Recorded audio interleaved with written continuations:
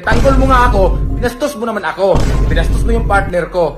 Sino ba matutuwa doon? Kahit kayo nanonood at tanungin ko kayo, matutuwa ba kayo sa ginagawa ng tao ng ganyang gagawin sa inyo, sa partner nyo? Babastusin yung partner nyo? Sobrang pagtanggol mo sa akin, hindi mo na namalayan na nasasaktan niyo yung tao. Bro, kung tunay mo akong kaibigan, nirespeto mo yung partner ko bilang isang kaibigan mo. Hindi yung tunay na kaibigan na pinakita mo sa akin. Kaplastikan yan.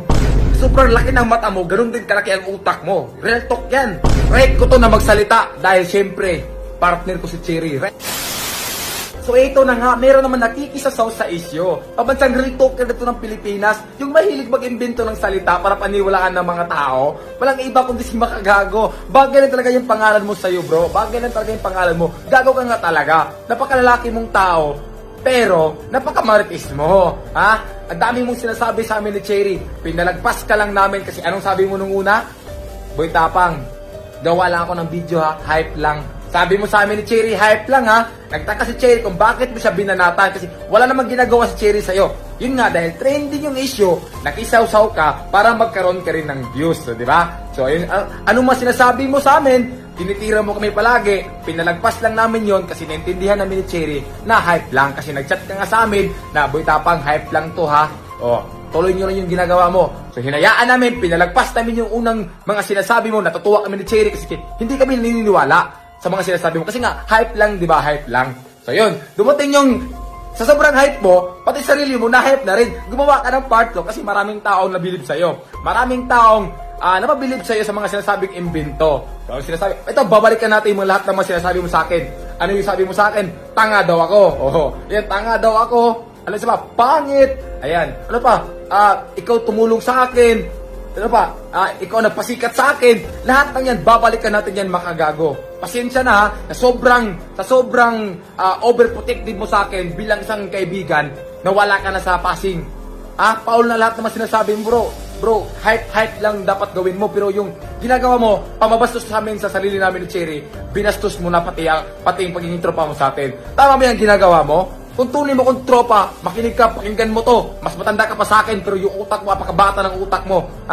Sa sobrang dami ng salapi mo, yung kulang sa'yo, yung utak mo kasing laki na lang 5. Yung utak mo kasing laki na lang 5. Sa dami mong salapi. So ito, pakinggan mo ito mga agaw. Ako, inis na inis ako sa'yo So ito, ano sinasabi mo sa akin? Ikaw ang nagpasikat sa akin. Sure ka dyan? Ikaw nagpasikat sa akin? Saan? Sa Battle of YouTuber? Ako ngayon nagpasikat sa inyo Diba? Doon simula sumikat yung Battle of YouTuber nyo. Huwag mo sabihin na ikaw nagpasikat sa akin. Tsaka, ano yung sinasabi mong ikaw ang tumulong sa akin? Ako ngayon tumulong sa inyo. Kung kumita ako sa inyo, mas laki yung kinikita nyo sa amin. Magkano ba yung talent fee nyo sa amin binibigay? Kunti lang naman Malaki ba yung binibigay sa amin? Hindi. Mas malaki yung balik sa inyo. So huwag mo sabihin na ikaw ang tumulong sa akin. Thank you that tumulong ka. Pero huwag mo isumbat yan. Huwag mo sabihin na ikaw na pasikat. Kasi pumasok ko sa Battle YouTuber, sikat na ako. May pangalan na ako doon. May pangalan. Hindi naman ako kunin kung di ako sikat, di ba? So huwag mo sabihin ikaw nagpasikat. So ngayon, ano pang sinasabi mo? Tanga daw ako. Tanga daw ako kasi pumatulog kay Cherry. Pumatulog kay Cherry kasi daw retokada. Sobrang tanga ko daw. Naintindihan kita ano yung mga tinitira mo sa amin ni Cherry. Naintindihan ko kasi nga, ang akala mo lang bro, na itong content namin ngayon ni Cherry, scripted lang. Kagaya ng pagtanggol mo sa akin sa nakaraang issue dun sa piki na jowa ko. Masaya ako doon, tinanggol mo ako. Pero ngayon bro, mali na mali ang ginagawa mo. Pinagtanggol mo nga ako, binastos mo naman ako. Binastos mo yung partner ko. Sino ba matutuwa doon? Kahit kayo nanonood at tanungin ko kayo, matutuwa ba kayo sa ginagawa ng tao ng ganyang gagawin sa inyo, sa partner nyo? Babastusin yung partner nyo kahit hindi naman totoo. Alam nyo, hindi sana kami magsalita dito pero sobrang nang ginagawa ni Makagago.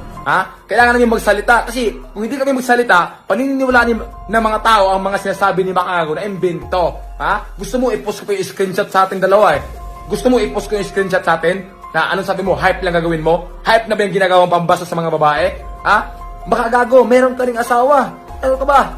Meron ka ring asawa, kung yan gagawin ko sa'yo, babastusin ko asawa mo, matutuwa ka ba? Siyempre, hindi ka matutuwa, bro. Hindi ka matutuwa. Diba? Hindi ka matutuwa kasi asawa mo binastos. Ganun rin ang nararamdaman ko. Na binastos mo ako, binastos mo yung partner ko. Kaya, kung ngayon pa lang, dito pa lang, magagalit ka sa akin dahil ito yung masasabi ko sa'yo, galit din ako sa mga sinasabi mo. Ganun lang din yung nararamdaman ko sa nararamdaman mo ngayon. Ngayon, ako mismo magre-real talk sa'yo. Hindi imbento, hindi kagaya mo na. Imbento yung mga real talk mo, makagago. Anong sinasabi mo kay Cherry? Malandi. Ano pa dyan? Narito kada. Wala akong pakialam kung si Cherry pangit siya dati. Wala akong pakialam. Mas nangingibabaw kung yung pagmamahal ko sa kanya, ha? Kaya, anong sabi mo sa akin? Tanga-tanga ko daw kasi si Cherry yung pinili ko. Bro, parang hindi ka naman dumaan sa pagkatanga dati. Daw ka dumating ngayon sa tamang tao, di ba? Lahat tayo, hindi natin kasalanan yung pagiging tanga sa pag-ibig. Sadyang yung puso lang natin yung tanga. Sinusunod lang natin yung puso natin. Kasi sino bang pumasok ng relasyon at alam yung ano yung mangyayari? Diba? Walang pumasok na sa relasyon na alam yung mangyayari na hindi maging kayo. Diba? So hindi katangahan yun. Normal yan, mayroong ganun. Ha? Sabihin mo, sa sobrang, bilib ako sa'yo eh. Bilib ako sa kabaitan mo sa akin kasi nga, overprotective ka sa akin. Sa sobrang pagtanggol mo sa akin, hindi mo na namalayan na nasasaktan niya yung tao. Bro, kung nirespeto mo ako, bro, kung tunay mo akong kaibigan, nirespeto mo yung partner ko bilang isang kaibigan mo. Ha? Hindi yan respeto hindi yan tunay na kaibigan ang pinakita mo sa akin. Kaplastikan yan. Lahat ng mga kaplastikan. Kasi ngayon nga, tinira mo ako eh. Kaibigan matawag dyan, tinira mo ako. Tama ba yung ginagawa mo? Ha? Sobrang laki ng mata mo, ganun din kalaki ang utak mo. Real talk yan. Ha? Kung ano na sinasabi mo sa mga tao para paniwalaan ka. Gumagawa ka ng mga invento, ng mga salita about kay Cherry. Ha? O ngayon, kinain ka rin ng social media. So kami, sinabi mo na, pera-pera lang kami ni Cherry. Anong ginawa mo ngayon? Nakikisaw-saw ka. Kasi nga, pera-pera din, di ba? For the views. Nakikisaw ka. Pambansang real talk ka daw eh. Pambansang maritis ka rin. Laki-laki ng katawan mo, maritis ka. Ha? So ano pa sinasabi mo sa amin? So bro, pasensyaan mo na kung ganito yung reaction mo sa akin. Naiinis talaga ako sa'yo eh. Alam mo, naiinis talaga kasi kabastusan na yun. Right ko to na magsalita dahil syempre, partner ko si Cherry. Right ko to na magsalita. Right kong ipagtanggol yung partner ko. Ha? Kahit kayo, naintindihan nyo yan. Kung babastusin yung partner nyo, matutuwa ba kayo? Anong gusto mo makagago? Yung sinasabi mo sa mga taong mga pangit, paniniwalaan nila yon. At anong tingin sa mga tao sa aming dalawa? Malalaswa, di ba? So hindi tama yan. Kaya dapat lang magsalita kami. Ha? Ilagay mo rin minsan yung pagiging hype mo. Ha? Ilagay mo rin. Huwag puro pera. Huwag puro pera, ha? Huwag puro pera nasa utak mo. Kasi alam ko, yung utak ko, naging alkansya na ng pera yan eh. Kaya nga, utak ko parang barya ng 5 eh. Di ba? Kaya ayusin mo rin, bro. Ayusin mo rin yung mga pag-hype mo. Ha? Huwag mong ilagay ko yung screenshot sa, pakita ko yung screenshot kung totoo ba yan? Totoo ba yung masasabi mo? Di ba sabi mo, hype lang eh. Hype lang to, bro. Hype lang. Huwag ka mag-alala. Tuloy nyo lang yan kay Cherry. Ang dami mong sinasabi about kami ni Cherry. Dapat tunay ang kaibigan, respeto mo kami, bro. Yun lang yung sabihin ko sa'yo. Ayusin mo rin yung mga sinasabi mo. Huwag ka puro invento ng salita. Tropa pa naman kita. Pero ngayon, tropa pa rin kita. Pero ngayon, nakadisappoint ka. Kasi wala kang respeto sa akin at sa partner ko.